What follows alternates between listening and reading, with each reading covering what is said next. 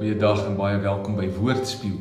Ons is besig om deur die woord te reis en in elke hoofstuk kyk ons wat lig die Heilige Gees vir ons uit en ons belyn ons lewens daarmee. Ons laat toe dat die Heilige Gees ons transformeer, sodat hierdie nie net woorde sal wees nie, maar dat dit lewe sal word binne in ons. Dankie vir elkeen wat hierdie video's deel met ander. Hou aan daarmee, dit maak 'n verskil. Dit is lekker om te hoor wie almal besig is om hierdie video's te gebruik. Vandag is ons by Markus hoofstuk 9 en die tema is sout kwaliteit. Ek lees vir jou Markus 9 vers 49 tot 50.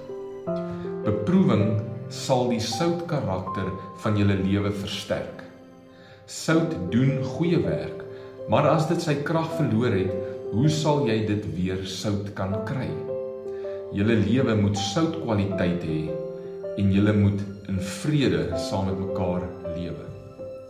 Beproewings sal die soutkwaliteit van julle lewens verbeter. Matteus het ook hierdie woorde van Jesus aangehaal as deel van die bergpredikasie daar in Matteus 5. Maar Markus herhaal dit hierso en in Markus se weergawe onthou hy iets wat Jesus gesê het en hy sit dit hierso by. Hy sê spesifiek dat beproewings die soutkwaliteit van ons lewens sal verbeter, sal bevorder. Dit keer dat sout laf word en kan selfs sout wat laf geword het weer bruikbaar maak. Hierdie is soveel rede, genoeg rede, dat God nie beproewings van ons sal weghou nie, want die beproewings verbeter my soutkwaliteit. Ek wil beproewings ontduik en 'n lewe daarsonder hê, maar God weet dat 'n lewe sonder beproewings sal maak dat my soutkwaliteit totaal afneem.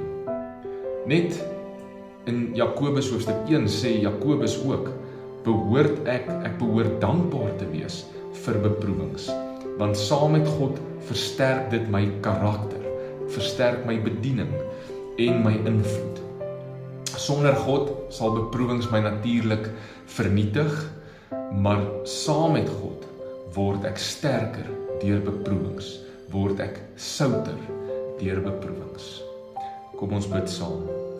Here, beproewings is nie lekker nie, maar ek besef dat 'n lewe sonder beproewings wat my motiveer om aan U vas te hou, dis 'n gevaarlike lewe. So ek sal by U skuil en aan U vashou sodat beproewings my soutkwaliteit kan verbeter tot U eer. Amen. Mag jy vandag deur jou beproewings aan die Here vashou en sout wees in hierdie lewe. Die Here seën jou.